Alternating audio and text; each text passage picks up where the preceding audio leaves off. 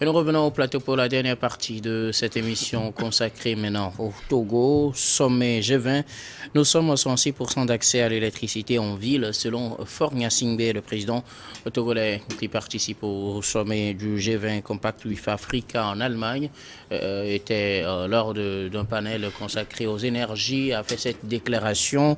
Dans les pays africains, nous avons un taux d'accès relativement élevé dans les zones urbaines par rapport aux zones rurales où le taux est très bas.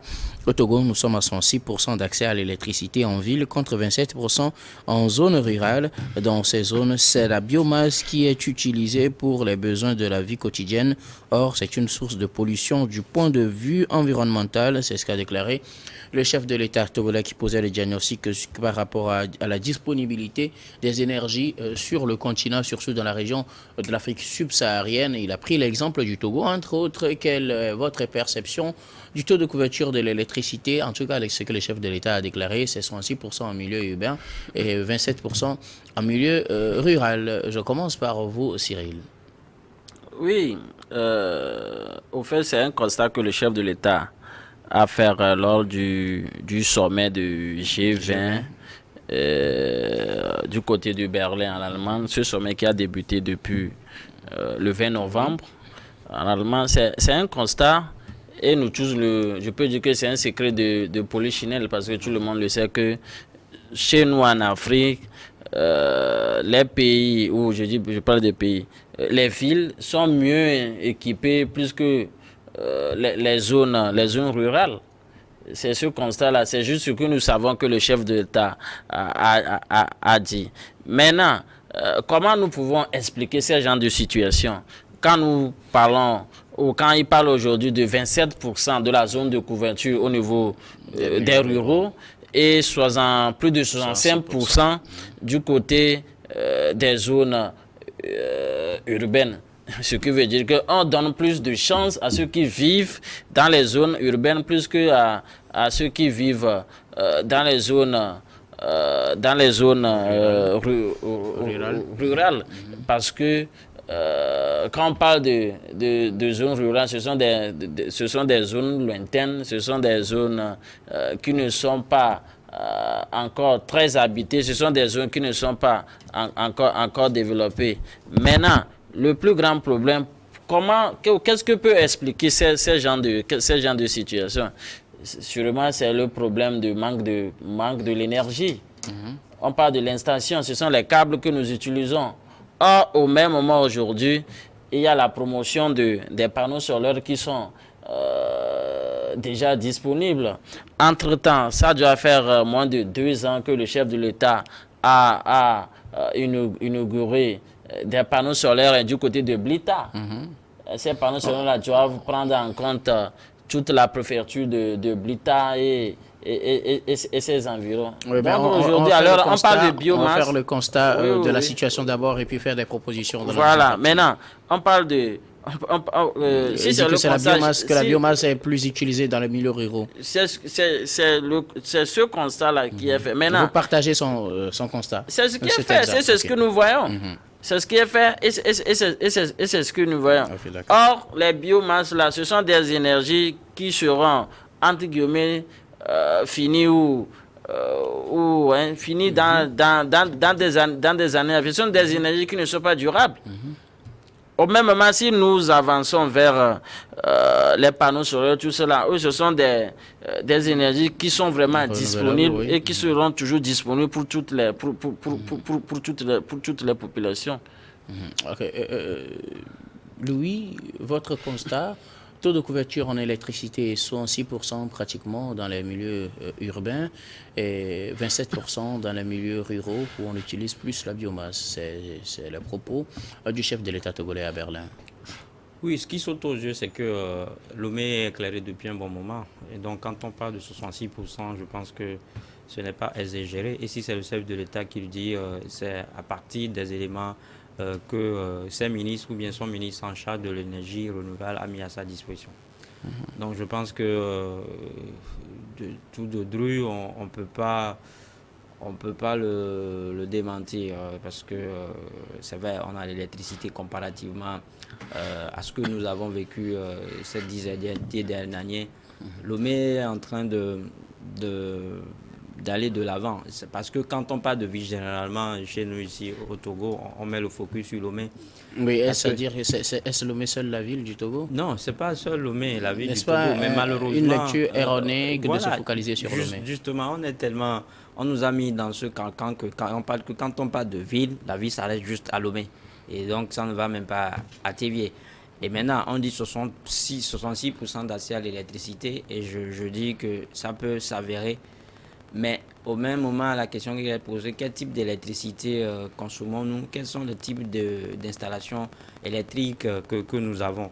Quand vous prenez Lomé, la capitale, ou bien Lomé, le Grand Lomé, je pense que le problème ne se pose pas parce que ce que nous avons, c'est la CET, même la compagnie énergie électrique du Togo même qui s'en en charge quand on parle d'installation électrique. Et donc on voit des poteaux qui sont régis par la norme, qui sont justement implantés pour justement vous servir en électricité. Mais au-delà, quand vous sortez de Lomé, quand vous allez dans certaines périphéries de Lomé, ce que vous voyez, ce n'est pas encore ça. Parce qu'on voit que les populations ne sont pas obligées par moment de faire des pieds et mains pour avoir leurs propres électricités. Parce qu'aujourd'hui, l'électricité, c'est devenu la mode. Aujourd'hui, on ne peut rien faire quand vous n'avez pas l'électricité. Donc, c'est une denrée de première nécessité pour les Togolais aussi. Donc, tout le monde essaie de tout faire pour en avoir chez lui. Et donc, c'est pour cela que vous allez voir dans les milieux ou bien dans certaines périphéries de Lomé, des gens qui mettent des petits poteaux et puis ils essaient de raccommoder quelques fils. Et par là, ils ont leur électricité. Le système araignée. Voilà, système araignée, comme on le dit chez nous communément, système araignée. Et donc, c'est des choses qui sont dangereuses pour la population aujourd'hui. Et donc, c'est pour ça que je dis que est-ce que l'installation, elle est faite de façon conventionnelle? Est-ce que les 66% d'accès à l'électricité dont parle le chef de l'État est fait de façon conventionnelle? Est-ce que tous ceux qui ont accès à l'électricité aujourd'hui répondent en fait aux normes des standards internationaux? C'est des questions en fait qui les a posées, mais moi je me dis, pour le Togo que je suis, pour quelqu'un qui fait souvent la ronde dans les quartiers, je vois que la réalité, elle est tout autre parce que ce que je vois là, ce n'est pas ce qu'on voit dans les grandes villes. Parce qu'ici, on ne parle de ville. Dans les grandes villes, vous ne ferez pas des opérations, comme tu le dis, des opérations araignées. Mais ce qui est fait, c'est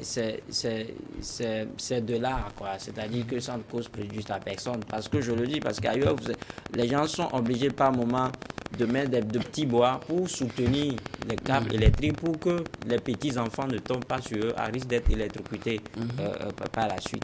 Donc, si ce n'est pas fait et que c'est des gens qui se débrouillent à leur propre manière pour avoir de l'électricité chez eux, je pense que les 66% là doivent être revus à la baisse.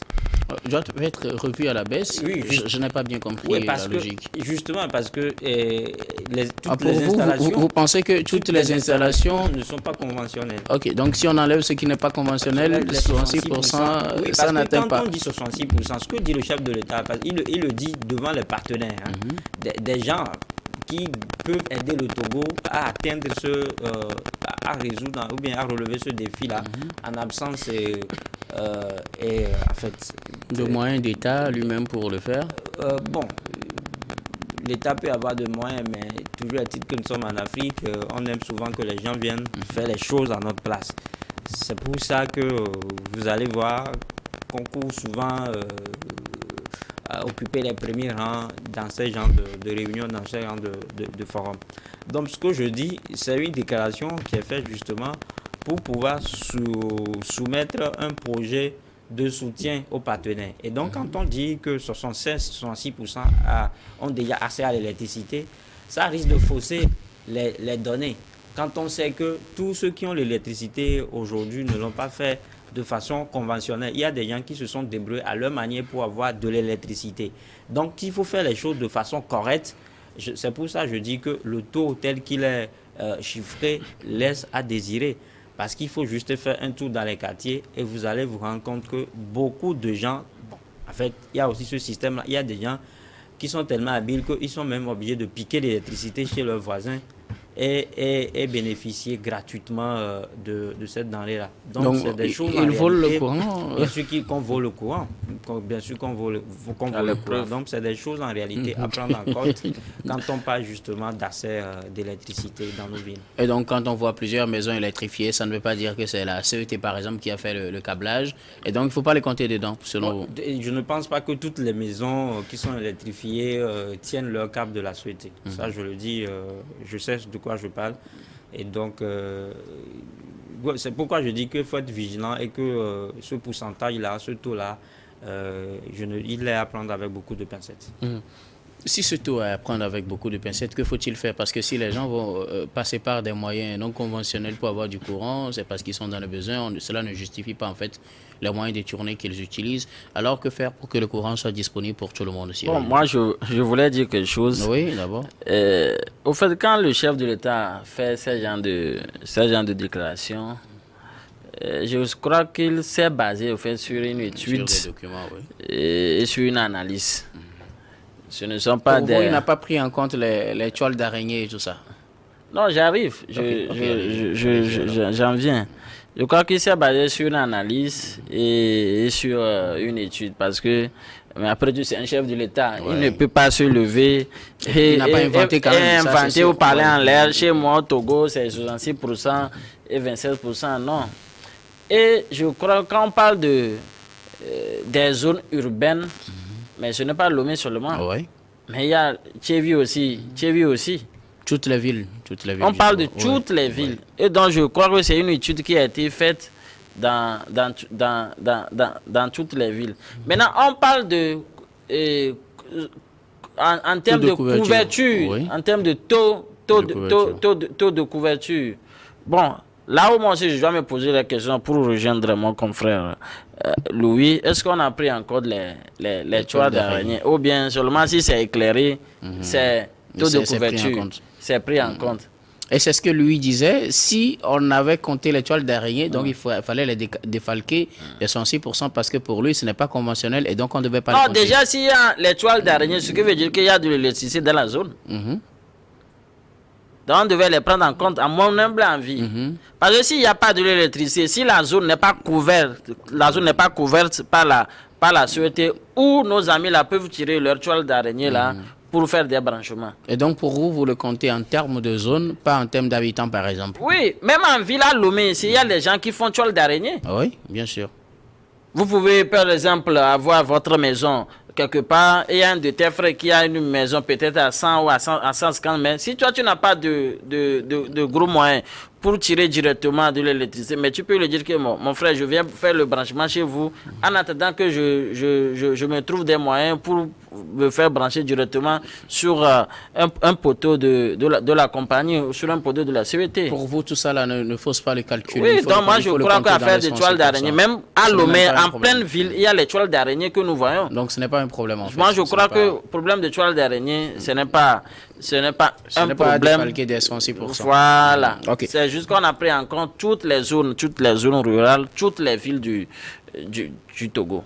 Alors que faut-il faire pour faire face aux besoins d'électricité dans nos pays? Autrement dit, il reste encore près de 34% de ces zones rurales-là, de ces zones urbaines plutôt, qui ne sont pas couvertes. 34%, c'est beaucoup. Ça, c'est encore un signe de sous-développement. 34%, mais c'est beaucoup. Ailleurs, il y a de l'électricité dans toutes les villes. Ailleurs, bien sûr. Ailleurs, il y a de l'électricité dans toutes les villes. Je parle des villes africaines. Pourquoi pas ne pas véritablement enclencher une bonne politique de l'électrification, par exemple? C'est possible. Et je crois que même qu'il a déjà débuté avec les photovoltaïques qui sont déjà inaugurées en temps. Plusieurs projets sont dans ce sens. Oui, sont dans ce sens-là. Donc, comme c'est débuté, on va lui accorder un bénéfice de doute. Peut-être ça serait un projet sur 3 ou 5 ans au maximum pour voir toutes les villes togolaise couverte par de l'électricité. Parce que ça fait partie, lui-même, hein, lorsqu'il avait accordé cette interview-là à la chaîne Nul TV, mais il avait cité l'électricité qui fait partie des besoins vitaux des populations. Il y a l'eau, l'électricité. Il a cité encore un là que j'ignore un peu, mais je sais qu'il y a l'eau, il y a l'électricité. Donc, comme lui-même il a dit, il prend ça au sérieux, il prend ça au sérieux. Il a déjà débuté. Donc, nous devons toujours lui accorder ce bénéfice de doute là. Voici dans les prochains jours, dans les prochains mois, peut-être il va décrocher peut-être un grand projet du côté de l'Allemagne. Pourquoi pas l'Allemagne peut nous aider à électrifier toutes nos villes. Mais c'est possible. C'est le pourquoi même il a été là-bas. On reviendra peut-être sur la retombée de ce sommet tout à l'heure. Louis, que faut-il faire? Taux de couverture dans les milieux urbains sont 6%, il reste 34% pour les villes et un peu plus de 70% pour les milieux ruraux. D'abord, il faudra en premier lieu, puisqu'on en parlait, prendre en compte ceux qui s'adonnent à l'opération toit d'araignée. Il faut les recenser et voir dans quelle mesure on doit les intégrer à la norme normale. Il faut commencer par là. En seconde, il faut renforcer la capacité institutionnelle de la CET même, c'est-à-dire que la compagnie énergétique du Togo qui s'occupe aujourd'hui de la régulation de cette denrée alimentaire-là. Parce qu'une chose... Denrée alimentaire, hein? Oui, en fait, cette denrée de première nécessité. Cette denrée de première nécessité.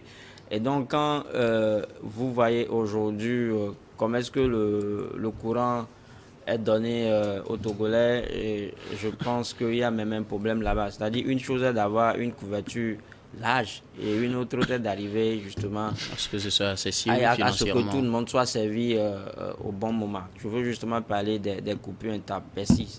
C'est vrai que généralement en Afrique, c'est des problèmes en fait monnaie courante, mais quand vous prenez la population togolaise, 8 millions d'habitants, je pense que ce n'est pas aussi nombreux que ça pour que on n'ait pas d'électricité chez nous 24 heures sur 24. Donc il va falloir que la CET même revoie ce côté-là d'abord, nous éviter les coupures intempestives pour que la CET ne soit pas en mesure de donner les courants par rotation. C'est-à-dire qu'on vous dit qu'aujourd'hui, mardi, ceux d'Agoé auront de l'électricité.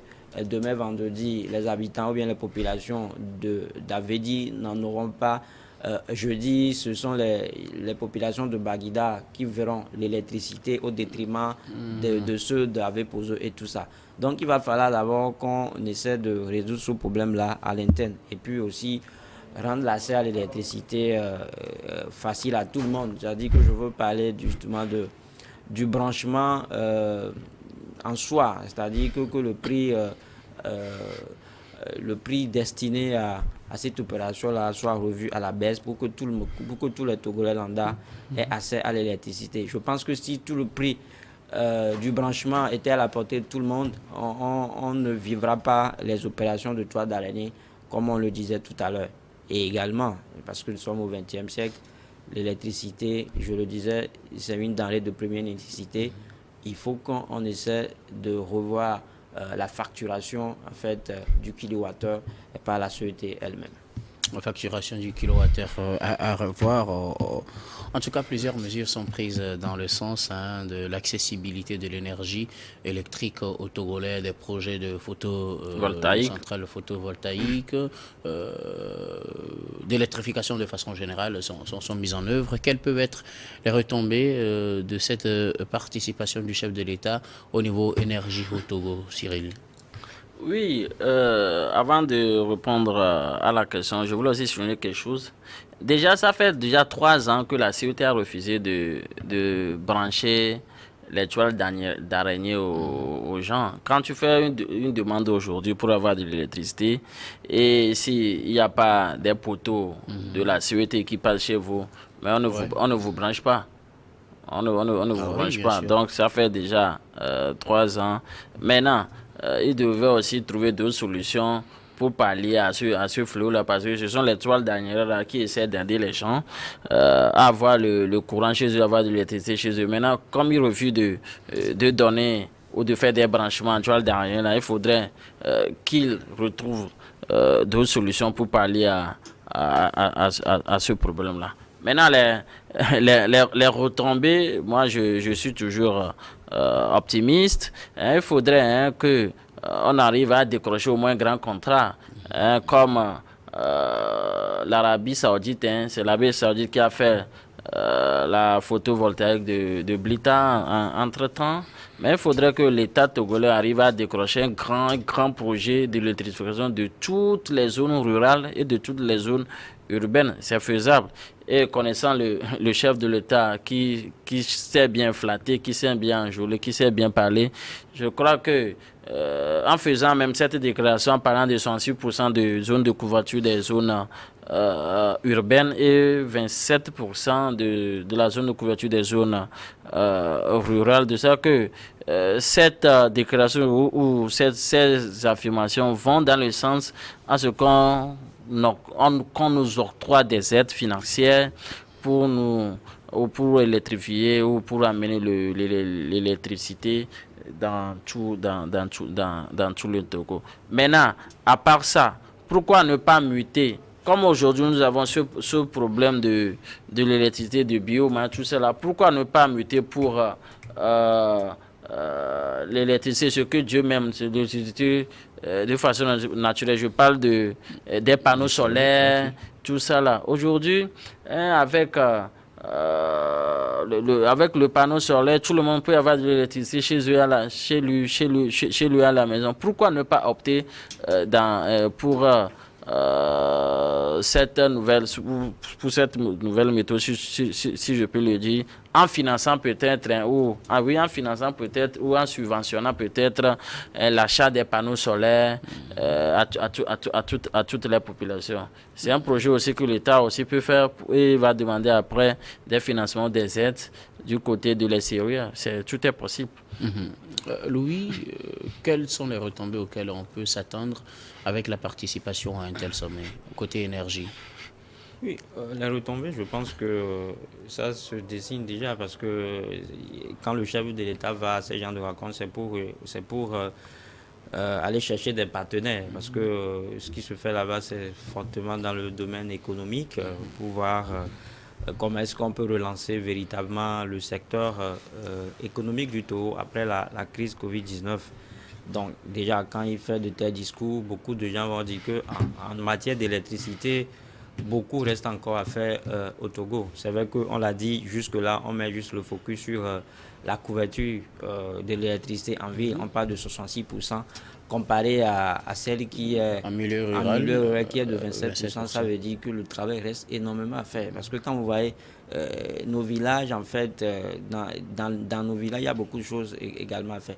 Parce que le branchement de l'électricité tient compte de plusieurs paramètres. Thierry le disait tout à l'heure que ça fait depuis 3 ans que la société ne branche plus d'électricité. En fait, c'est-à-dire moins de 100, dans les milieux où il n'y a pas de poteau électrique digne de ce nom. Ça veut dire que le poteau électrique, même ça coûte énormément. Donc, tous ces paramètres ne doivent plus prendre en compte.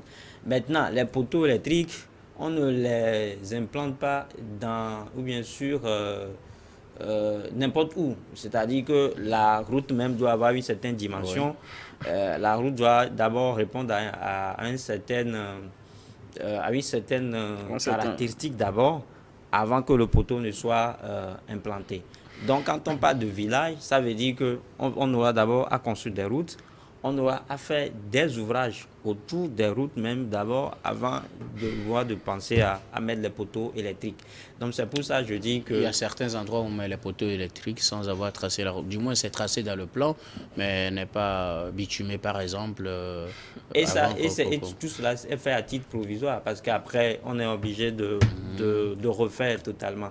Et c'est pour ça que je dis que c'est des choses qui ne répondent pas aux normes internationales. Donc, c'est pour ça que je dis que le discours tel qu'il est livré, tel qu'il est dit par le chef de l'État va susciter en fait de l'émoi, ça va peut-être faire pitié à certains partenaires et ils vont vouloir... Faire pitié. Hein. Ouais, mais c'est ça. L'Afrique cherche toujours de pitié, veut toujours avoir la pitié des gens. On n'est pas dans ça. Donc,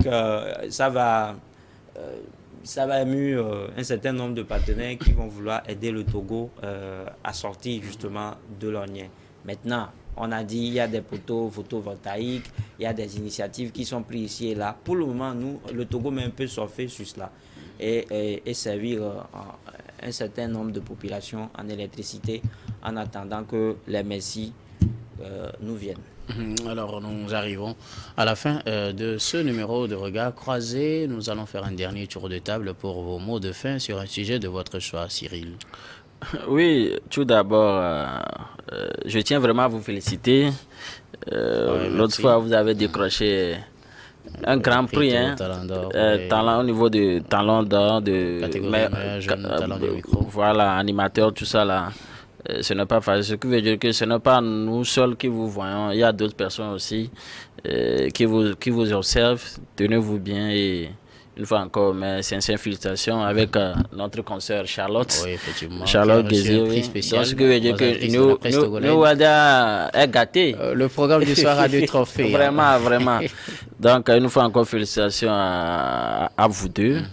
Et maintenant, si je dois parler d'un sujet, peut-être c'est le sujet de Guillaume Soro qui me tient vraiment à cœur, parce que je vois encore des innocents, entre guillemets, périr, parce que Guillaume Soro, on doit toujours le prendre au sérieux. Et ces déclarations-là, ce ne sont pas des déclarations gratuites.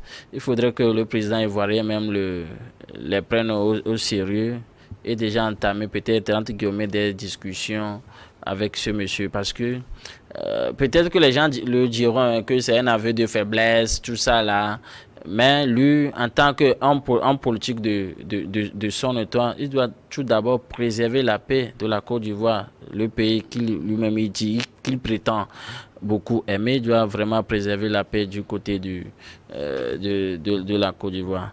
Et maintenant, une fois encore, je souhaite une bonne chance à notre chef de l'État pour qu'il nous ramène de grands projets, surtout en matière de l'électricité, parce que quand vous prenez aujourd'hui des quartiers comme Dalave, Kpalakonito, tout cela, il n'y a pas le courant là-bas, mais ce sont des quartiers qui sont proches de Lomé. Donc il faudrait aujourd'hui que le chef de l'État pense ici et nous amène de bons projets pour que toutes ces zones-là soient vraiment électrifiées dans des prochains jours. Merci beaucoup à vous, Cyril Sablasso. Je rappelle que vous êtes journaliste, directeur de publication de Le Républicain Info. Merci d'avoir répondu à notre invitation. Merci à vous. Je vais terminer avec vous, Louis Kabako. Oui, bien évidemment, je me ferai la politesse de ne pas peut-être vous féliciter vous aussi, parce que je le disais tout au long de ce vote-là que dès que vous aurez remporté ce prix-là, ça témoigne à suffisance que ce que vous faites est apprécié par les téléspectateurs. Aujourd'hui, ils l'ont fait, donc on leur dit merci d'avoir justement soutenu un jeune que vous êtes, très talentueux. Donc c'est la preuve que Regard Croisé aujourd'hui fait partie des émissions de grande écoute en fait du Togo. Donc félicitations à vous pour ce prix. Merci beaucoup. Félicitations également à la consoeur Charlotte Guézéré, qui serait peut-être en congé. Donc, et qui reprend très bientôt. Voilà, donc c'est Niveau TV qui gagne, c'est Regard Croisé qui gagne, c'est tout le programme du soir qui gagne. Et donc par extension, je voulais continuer juste par souhaiter un très bon courage à nos deux confrères qui sont toujours écroulés à la prison civile de Lomé. Je veux parler de Loïc Lorson Avla et Anani Soussou, qui juste là sont à la prison civile de Lomé. J'aurais appris qu'il y a des tractations qui se font du côté du plaignant pour qu'il retire sa plainte. Donc nous allons souhaiter que cette clémence-là ait lieu pour que la situation soit réglée au plus vite. Merci beaucoup à vous, Louis Kamako. Vous êtes journaliste et analyste politique. Merci d'avoir répondu à notre invitation également. Merci à vous aussi. Merci une fois encore à vous, très chers téléspectateurs, pour vos votes lors du Togo Talent d'Or. Le trophée est avec nous, nous l'avons présenté le lundi. Et merci en tout cas de nous avoir suivis dans ce numéro de Regard Croisé du programme du soir. Je vous retrouve demain avec le même plaisir pour un autre numéro.